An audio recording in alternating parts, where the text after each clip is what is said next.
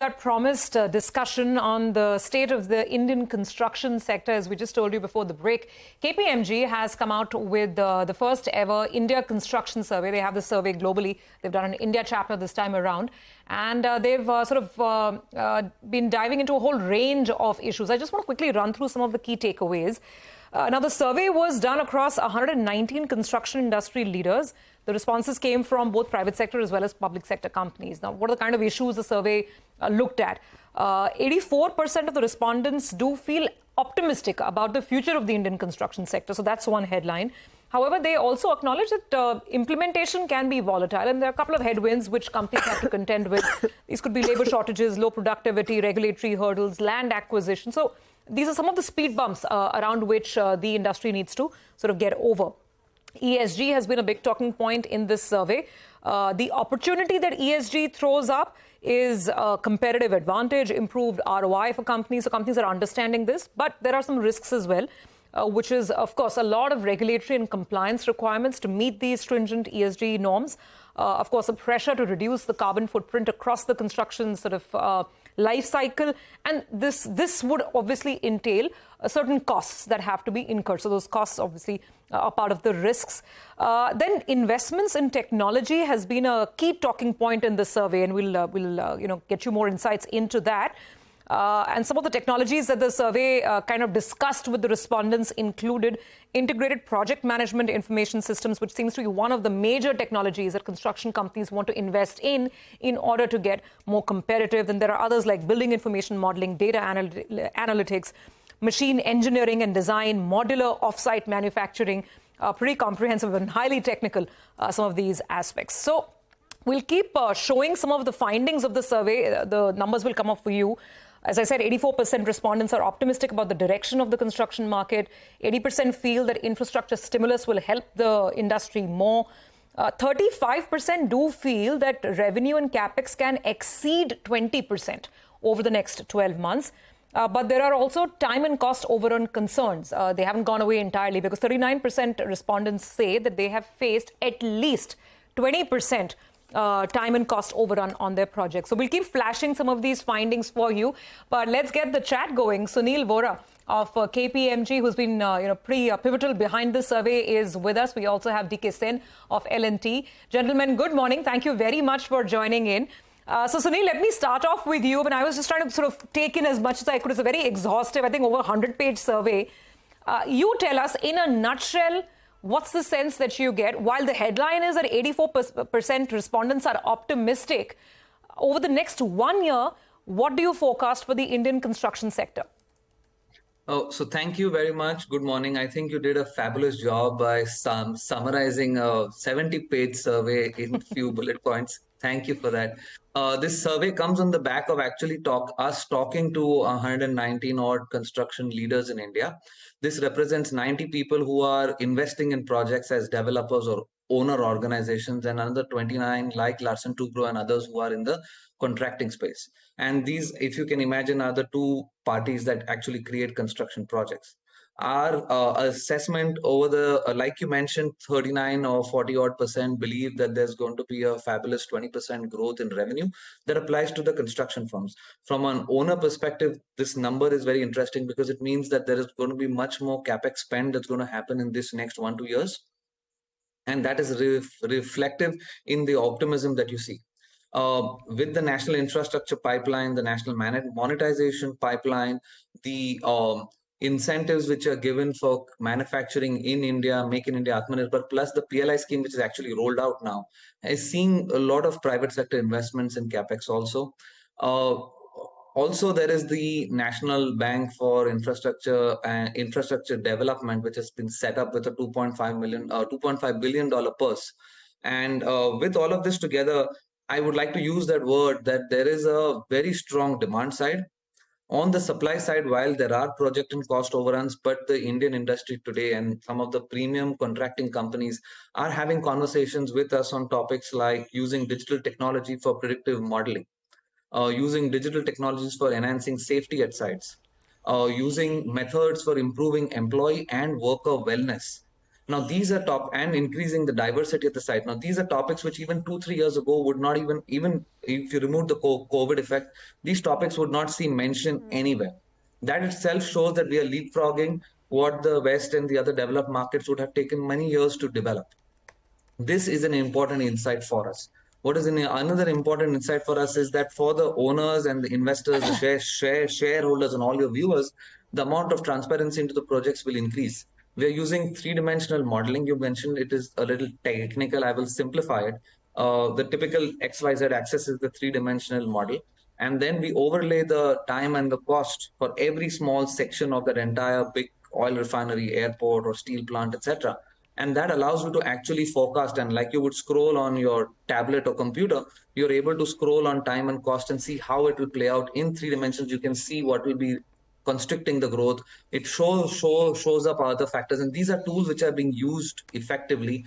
And we have almost 50% of our respondents who have used any one of these technologies that you mentioned, at least having a 10% time and cost reduction. Now, this for us is another very important insight, because we can model our future project and capital delivery based on these technologies to overcome some of the typical and perennial challenges that have dogged our sector.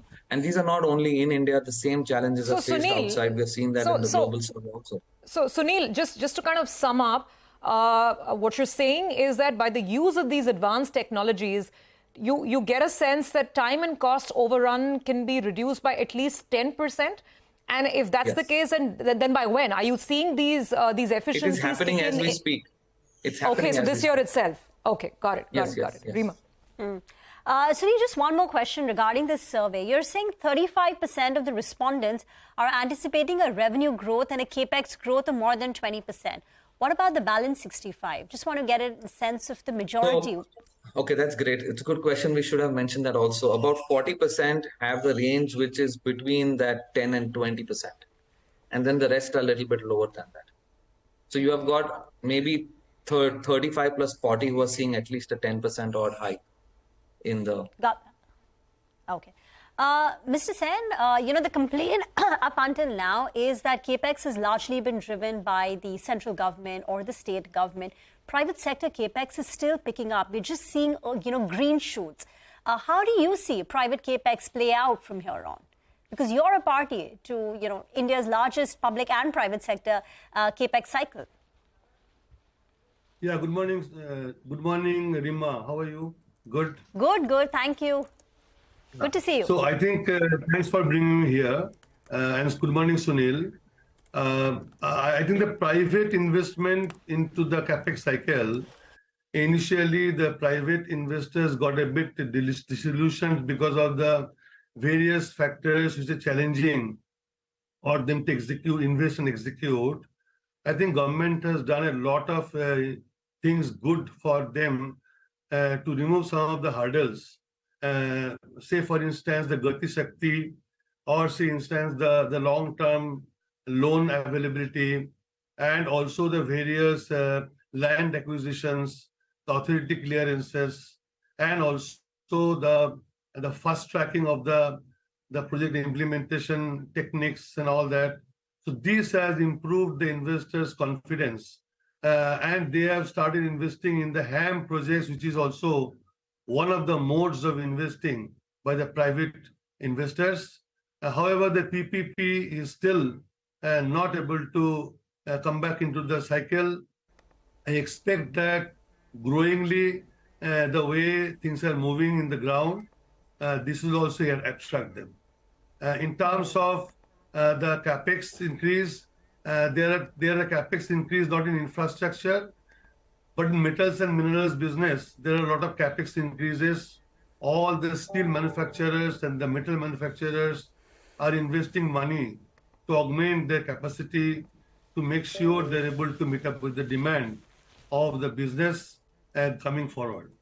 Mr. Sen, good morning, sir. That's a very interesting insight. And I was going to ask you exactly that when we are talking private Capex, you gave one example. You're saying the metal producers, they are increasing capacity. As we look at, further down the current year, FY24, which are the other sectors where you feel we'll start seeing, private sector investment in capacity expansion?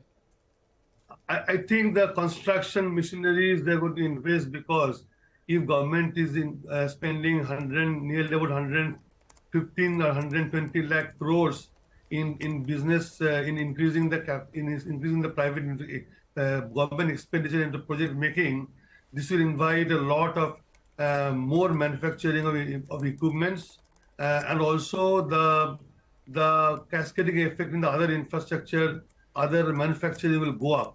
So I'm sure that coming forward, there will be increase in the equipment manufacturing, and maybe in the field of construction equipment, there will be more capex expenditures. Okay, that's a very interesting sort of observation, that construction companies themselves will have to undertake more capex, given the kind of demand that they're witnessing. So, Mr. Sen, just another question. Up until the last cycle, the stock markets issue was that we get a lot of big headline announcements in terms of order awards, order wins, but the execution cycle was very, very weak. Is it different this time around? I remember, for instance, a conversation with L&T itself at the end of the fourth quarter, where a lot of the legacy orders were still being executed. And the question was, can you execute newer orders more profitably in a quicker manner? What's your sense on the way execution will play out in this year? See, Larsen and Toubro, if you see our result last year, the year FY23, we have actually increased our revenue by about 17%. So that means that we have actually grew over the construction. We have come out of the impact of Corona, and I'm sure going forward with the order book, L&T has about 4 lakh crore. We can do that. It's not only for Larsen and Toubro, for all the other construction sector industries, there are going to be more business, more actually performances, and this is going to lift up the economy and the capex expenditure better. Mr. Sen, Mr. Vora, this has been a great conversation. Thank you very much for joining in, throwing light on the state of the economy on the construction front. Thank you very much once again for joining in. Need to get into a short